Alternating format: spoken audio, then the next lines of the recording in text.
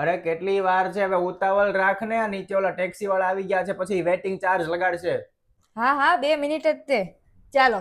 હા હા ચાલો. મમ્મી આવી જાજો. અરે પણ મમ્મીને કેમ બોલાવો છો? અરે મમ્મીને હું કામ બોલાવું, એટલે મમ્મી આવે છે. અરે યાર, મહેરબાની કરીને આ ન કરો. હું ન કરું? મમ્મીને સાથે ન લ્યો. અરે પણ એને મારી હારે લઈ જતા મને શરમ આવે છે. અરે પણ મમ્મીને હારે લઈ જવામાં શું શરમ? અરે પણ તમે કેમ નથી સમજતા? મમ્મી 60 વર્ષના વૃદ્ધ છે, નથી સરખી રીતના ચાલી એકતા, નથી સારા દેખાતા, નથી એને સરખી રીતના જમતા આવડતું, નથી એને વાત કરતા આવડતું, અને એમ પણ આપણને બેને જ તે મારા ભાઈ ભાભીએ બોલાવ્યા છે, એને નથી બોલાવ્યા. અને એટલા માટે આપણને બેને બોલાવ્યા છે જેથી કરીને આપણે સરખી રીતના આપણે એન્જોય કરી શકીએ. એટલે ભાવિન, હા મમ્મી. હું અહીંયા આપણે સામે ગાર્ડન છે ને ત્યાં જાઉં છું. ગાર્ડન?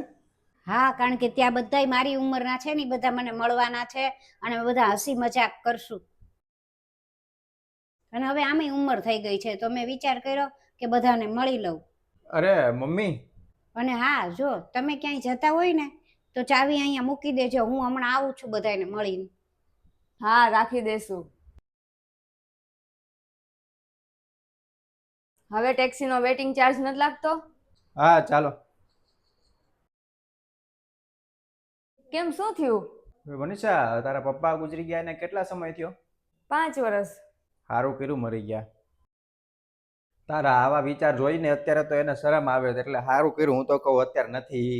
અને તને ખાલી મમ્મીને સાથે લઈ જવામાં એટલા માટે શરમ આવે છે કેમ કે એ બોલી નથી શકતા હરખી રીતના એ જમી નથી શકતા, હરખી રીતના એ હાલી નથી શકતા. અને મારો જન્મ થયો, હું નાનો હતો ત્યારે મને કાંઈ નહોતું આવડતું. એ સમયે તો એને ક્યારે એવું વિચાર્યું નથી કે હું એની ઉપર બોજ છું, મને ઘરે મૂકીને જવાનું, મને કાંઈ આવડતું નથી. તો હું કામ છોડીને જાવ એને? હવે તું એક કામ કર, નીચે ટેક્સી ઊભી છે, તું એકલી વહી જા, મારે નથી આવું તારી હારે. અને કોઈને પૂછે ને તારા ભાઈ ભાભીના ઘરે કે હું કામ નથી આવ્યો, તો કહી દેજે કે એને છે ને હાઈફાઈ વ્યક્તિને મળવું નથી ગમતું, એ સાધારણ જીવન જે જીવે છે ને એના મમ્મી એની સાથે જ રહેશે.